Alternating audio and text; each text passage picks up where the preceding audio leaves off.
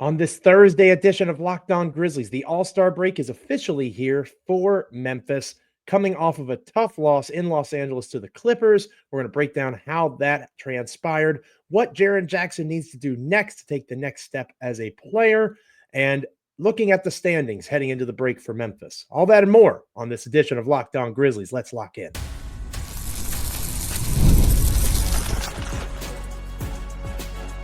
You are Locked On Grizzlies, your daily Memphis Grizzlies podcast, part of the Locked On Podcast Network, your team every day.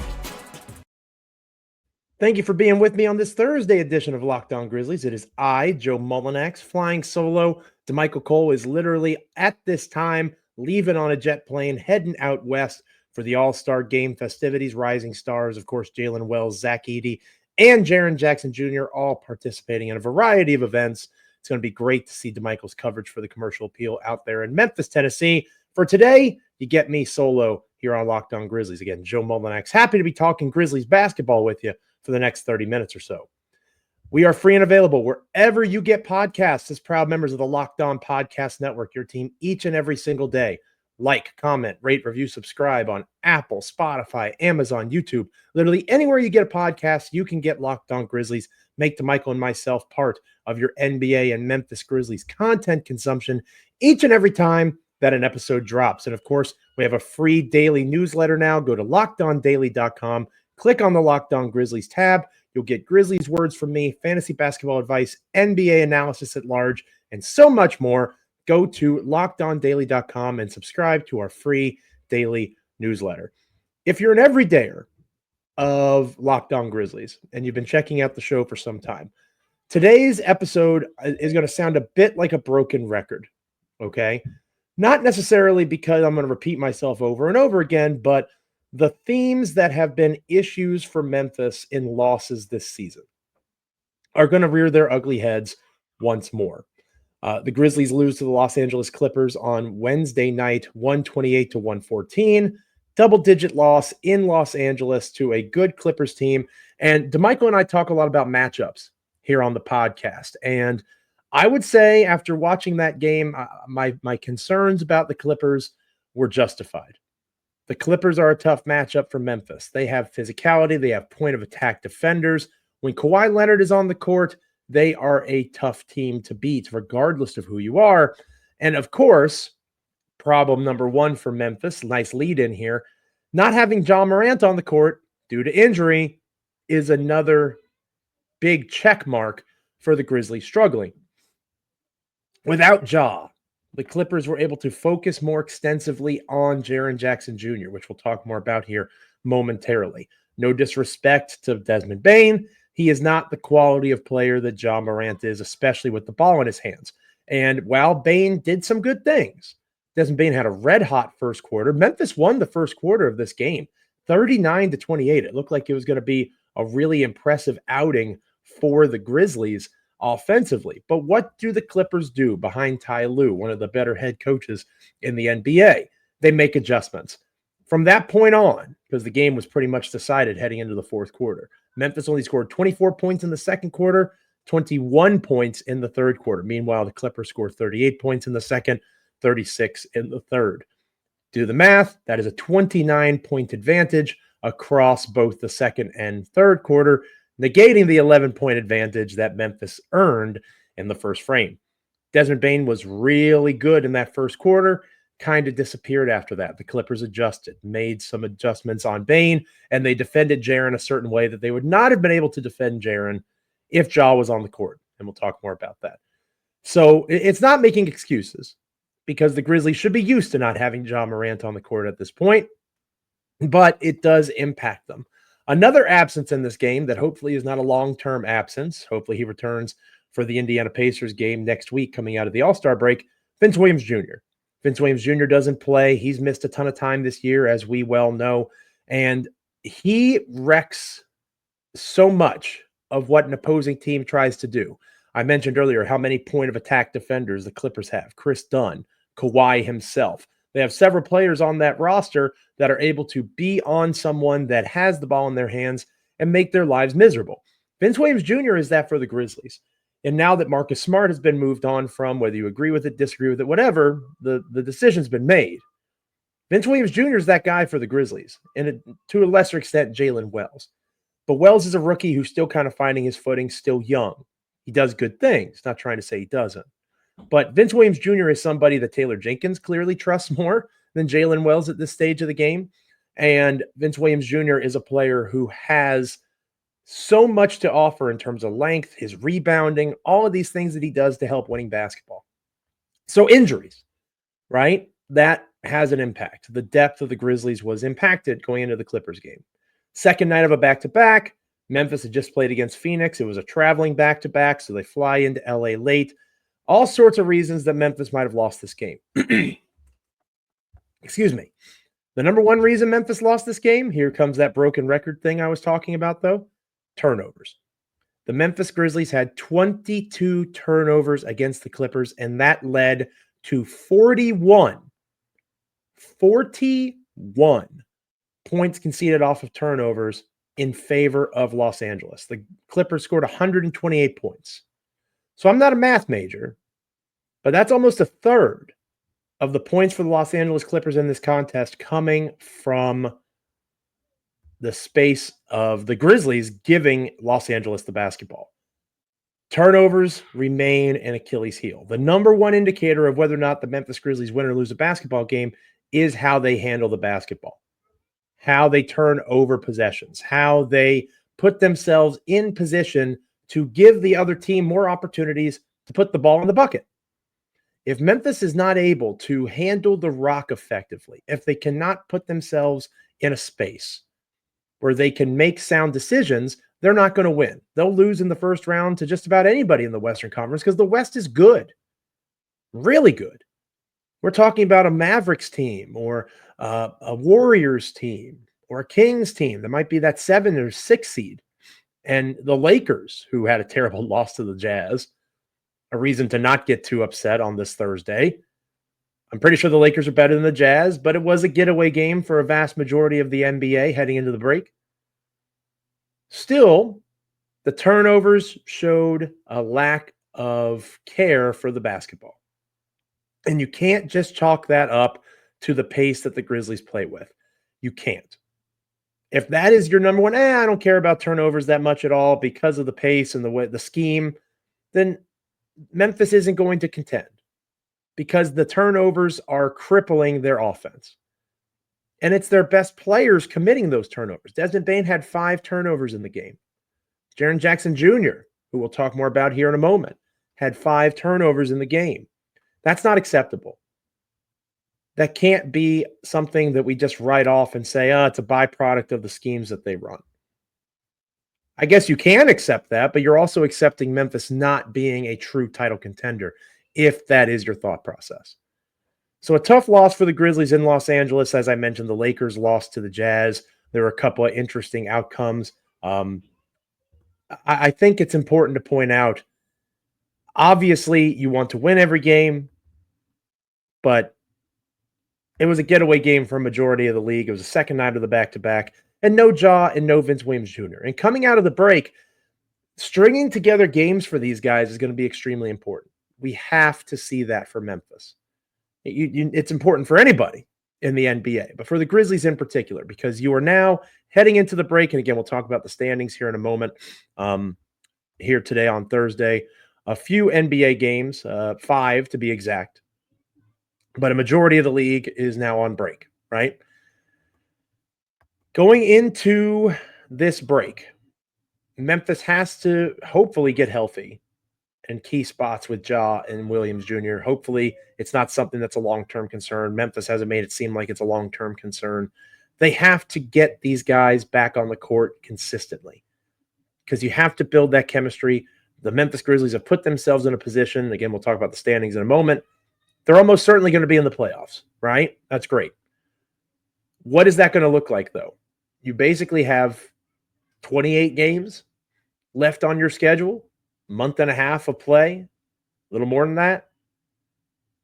You are in a position where you have to get these guys clicking on all cylinders. That is going to be the task that Taylor Jenkins, head coach of the Grizzlies, and his staff faces when they return from the break. Tough loss to the Clippers, but again, sound like a broken record. Injuries and turnovers. Those two things will derail any opportunity to win anytime.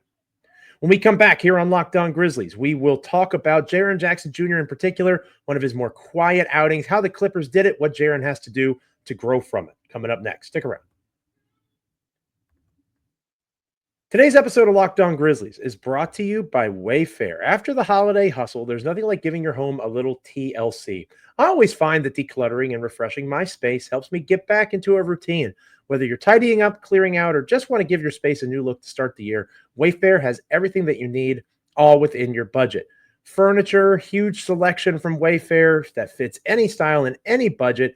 Free and hassle-free delivery, even for larger items, makes Wayfair's site even more easy to navigate, and you can find everything that you need in no time. Wayfair makes it easy to tackle New Year home goals with endless inspiration for every space. Give your home the refresh it needs with Wayfair. Head to wayfair.com right now. That's WAYFAIR.com. Wayfair, every style, every home. So the Memphis Grizzlies lose to the Clippers. And one of the main reasons why, outside of injuries and turnovers, is the way that the Clippers defended Jaren Jackson Jr. Jaren played 27 minutes in the game. It was pretty well decided there in the fourth quarter, so Jaren doesn't get a ton of run. 5 for 12 from the field, so not the most efficient night scoring for him, only 13 points. 6 rebounds, which, his rebounding has always been something that's been brought up in Grizzlies circles. Important to point out that outside of GG Jackson, who had a really strong showing for Memphis, rebounding was a struggle for everybody, right? It's not like Zach Edey had a dominant game, only 20 minutes played, only 5 rebounds. Ivica Zubac got the better of Edey in this matchup. But Jaren was the largest issue in terms of what I was mentioning earlier in the show with the turnovers. And I don't say largest issue because he had the ball in a facilitator role more than Desmond Bane, because he didn't, right? And that's part of the concern. Desmond Bane was essentially the starting point guard with Ja Morant out.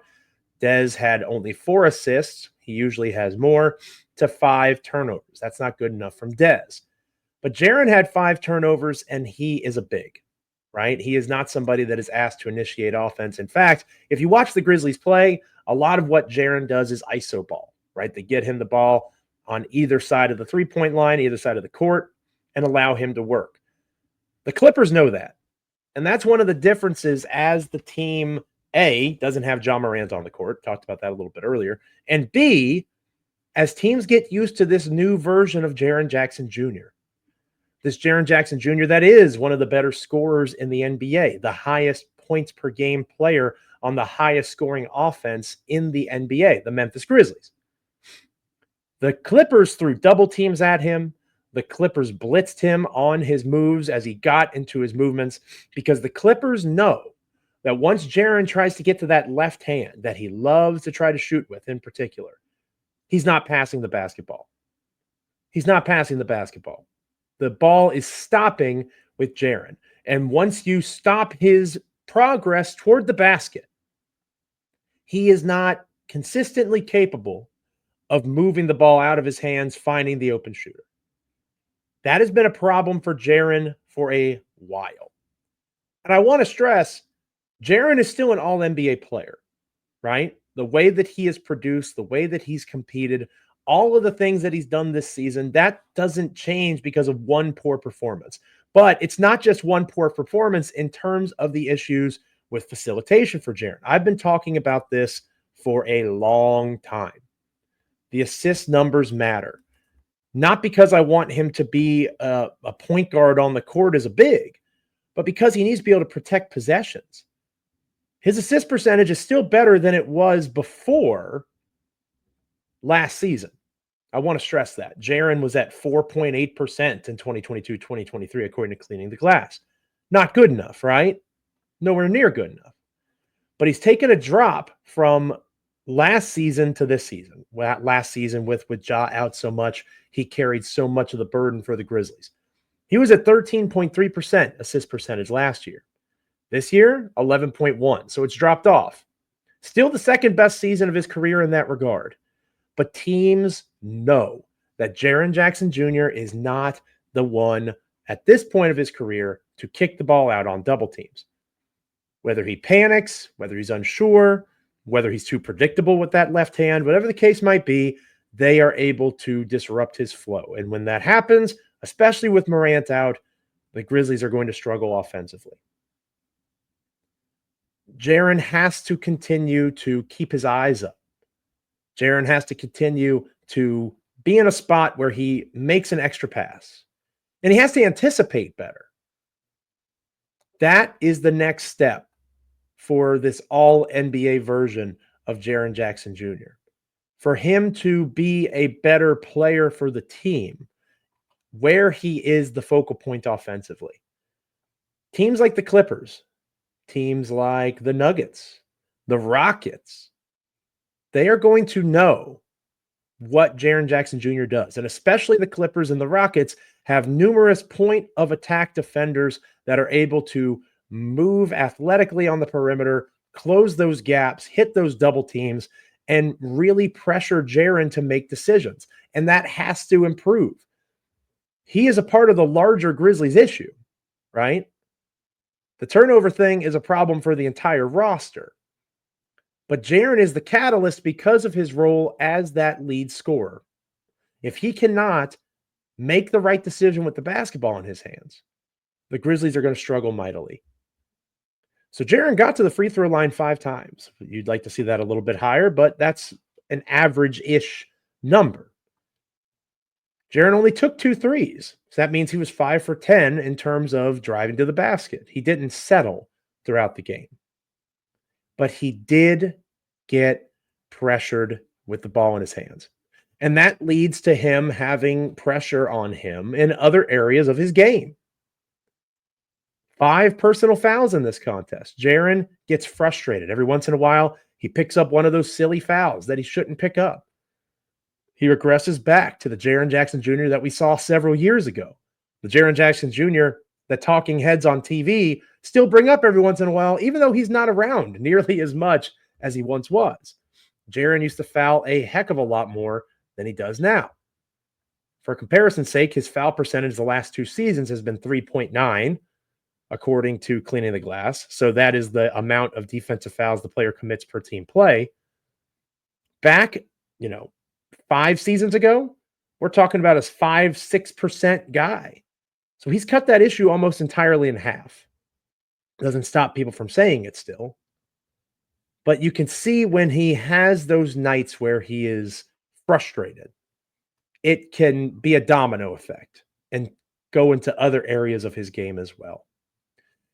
Jaren is still due a near max extension, if not a max extension. That's one of the reasons Marcus Smart is no longer here, to help with future business, right? Doesn't necessarily impede the Jaren Jackson Jr. extension, but it does make things easier this summer if they want to renegotiate.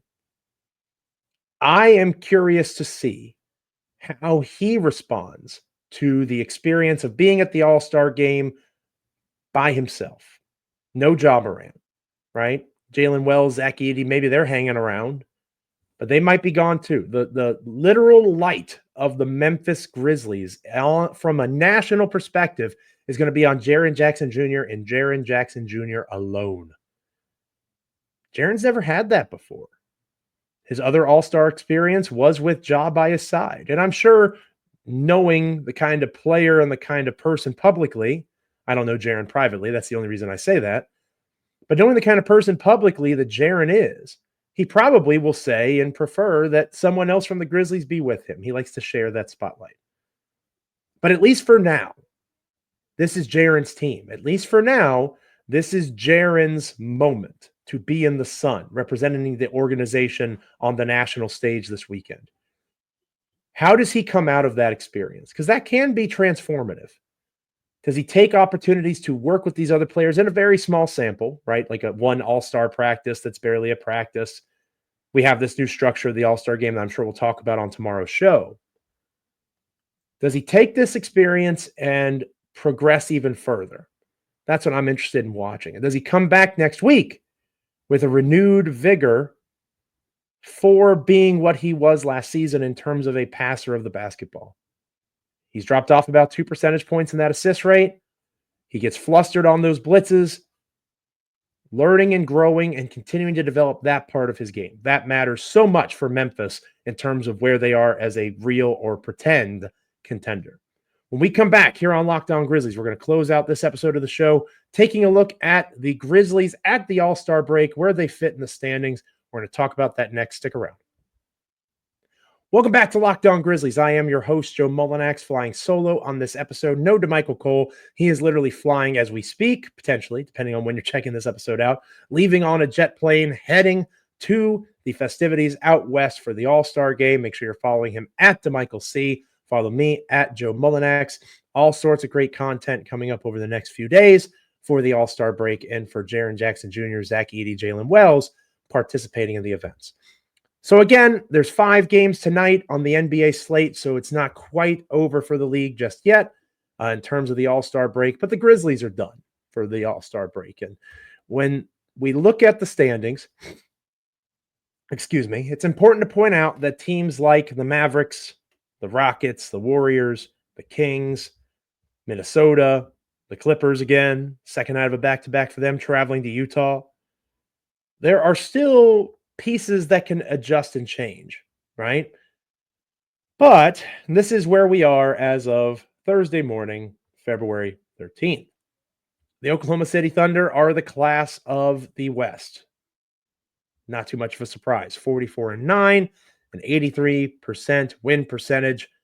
You could argue they're the class of the NBA with a 13.5 point differential, plus 13.5. But the Thunder are there at the top. Then you have the Grizzlies holding on by a thread. The red-hot Denver Nuggets appear to have figured some things out behind Nikola Jokic, Russell Westbrook doing some really good things out there in Denver. They have overtaken Houston, at least for now, for the 3rd spot. And as of this recording, Denver is only a half game behind Memphis for that 2 seed. You have the Rockets at the 4 seed, the Lakers at the 5. What a fascinating first-round matchup that would be. If the season ended today, of course it does not. But Houston and Los Angeles, 4-5. The Clippers and the Nuggets would be the matchup if the season ended today, which again, it does not. But the Clippers are a really interesting team heading into the postseason. If they can keep Kawhi healthy, there's no reason to think that they're all 6 of those teams below OKC. Memphis, Denver, Houston, the Lakers. Lakers to a lesser extent, I need to see them without an actual center that can play consistently. Alex Len, no, he does not count. And again, the Clippers, those 5 teams all are in a similar tier to me. Any of them can make the Western Conference Finals to varying levels and degrees. Like I think the Lakers are the least likely of those 5, but that's a pretty competitive grouping. In the play-in as of now, the Minnesota Timberwolves, again, they play tonight, but they are currently a play-in team, the 7 seed. Then you have the Dallas Mavericks as the 8 seed, Sacramento as the 9 seed, and Golden State as the 10. The Phoenix Suns are a game behind Golden State. Every team that is currently in the top 10 in the Western Conference has a 500 or better record. Compare that to the Eastern Conference, where only the top 6 teams have a 500 or better record. The West is better than the East. That shouldn't surprise anybody. It's one of the reasons the Grizzlies have the record they have. They've played a lot of Eastern Conference games. Where do the Grizzlies fit in these tiers? Where do they align in these standings? If it was going to be chalk in the play-in tournament, we would be looking at Minnesota in the first round. And of course, the Grizzlies are used to Minnesota. They are well aware of what the Timberwolves are capable of, Anthony Edwards, Rudy Gobert, and the like. But as I mentioned, for me personally, looking at these Western Conference standings at the break, outside of the Thunder, who I think you have to give due respect, they are pretty clearly the best team in the NBA at this stage of the season. Cavs are having a really great year as well in the Eastern Conference, but again, they're in the Eastern Conference. They are 29-7 against the Eastern Conference. They get a lot of those games. The Thunder are doing what they're doing, playing a majority of their games against the Western Conference. They have only lost 1 game to an Eastern Conference team all year, those Cavs. So OKC, for me, gets the best team in the league, benefit of the doubt. Boston, of course, still exists, right? In terms of being a championship contender, to be the man, you got to beat the man. I believe that still, too. But when you look at these standings, you put OKC as the top dog in the Western Conference. As I mentioned a moment ago, the Grizzlies are the 2 seed, but if the Grizzlies fell to the 6, well, that would be disappointing, and it would take a lot. Memphis is about 5.5 games in front of the Clippers. Would that really be that surprising? In terms of quality of team, in terms of competition, in terms of tiering these teams where they are as contenders. Watching that Clippers game on Wednesday night, did you look at that team and say, oh, yeah, that's a team that loses in the first round? I didn't. But that's one of the wild things about these Western Conference playoffs. If the season ends today, it would be Denver against Los Angeles Clippers. Who you got in that series? Do you have the Clippers? That would mean Jokic is out in the first round. Do you have Denver? That means that Clippers team that just did what they did to Memphis, forcing those turnovers. Again, no Ja Morant, but Ja Morant hasn't been out there consistently in a year and a half. Almost 2 years now. No Ja Morant. But Memphis has to be able to hang with these teams on a consistent basis. Going into Los Angeles, that was the chance for them to show that they still had their footing as a franchise against those teams. They weren't able to do it, the Grizzlies. So while it would be disappointing in terms of regular season record, I'm not saying that they're going to fall to the 6 because I don't think that's going to occur. I think they're too far ahead. Could they fall to the 5? Maybe. They're 3 games in front of the Lakers. I don't see the Lakers being that team. So maybe more realistically, the 4. The Grizzlies are currently only 2 games in front of Houston, only a half game, as I mentioned a moment ago, in front of Denver. So it's not like they have the 2 seed on lock, is the point I'm trying to make. And they have one of the toughest schedules in the NBA to close out the remainder of this season. For me, the Minnesota Timberwolves are a tier below all those teams that are currently in the playoffs.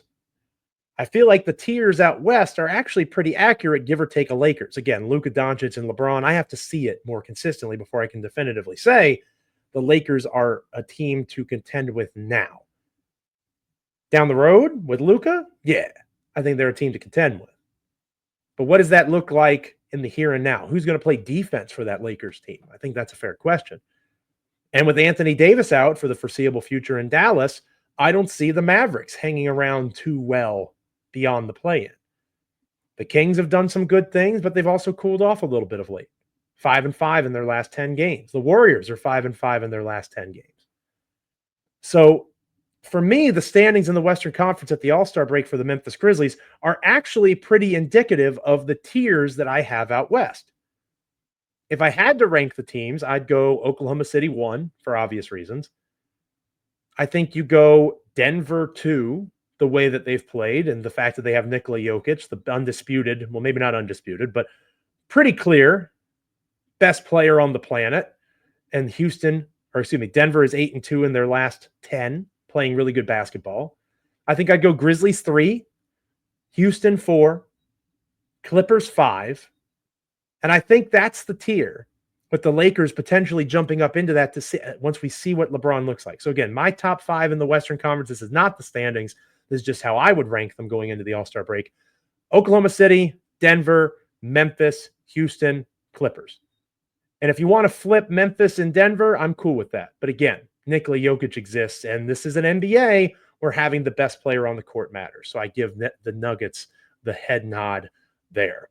Let me know what you're thinking. What are your standing takeaways going into the All-Star break? How do you feel about Jaren Jackson Jr.? Anything in general Memphis Grizzlies related, hit me up in the comments, hit me up on X at Joe Mullinax, and we'll talk it out. The next time we'll be together is on Friday, a Friday edition of Locked On Grizzlies. And boy, do we have some all-star preview stuff for you.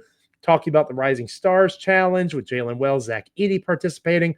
Of course, the All-Star Game, Jaren Jackson Jr. representing the Memphis Grizzlies. What that means for Jaren and the franchise at large. All that and more coming up on our Friday edition of the show. Make sure you're with us. Make sure you're liking, commenting, rating, reviewing, subscribing, wherever you get podcasts. We are free and available as part of the Locked On Podcast Network, your team each and every single day. Apple, Spotify, Amazon, YouTube, all of them are good. Make sure you're making us a part each and every time an episode drops of your NBA and Memphis Grizzlies content consumption. Also, Make sure that you are checking out LockedOnDaily.com, our free daily newsletter. Again, LockedOnDaily.com, our free daily newsletter. Each and every time a newsletter drops with Grizzlies words from me, NBA analysis, fantasy basketball advice, and so much more. LockedOnDaily.com. Click on the Grizzlies tab and subscribe to our free daily newsletter. I'm Joe Mullinax. Thank you so much for being with me on this Thursday edition of the show. We'll catch you next time. Make sure that you, wherever you get your podcasts, are making Locked On Grizzlies a part of your content consumption. Until tomorrow, we'll catch you later.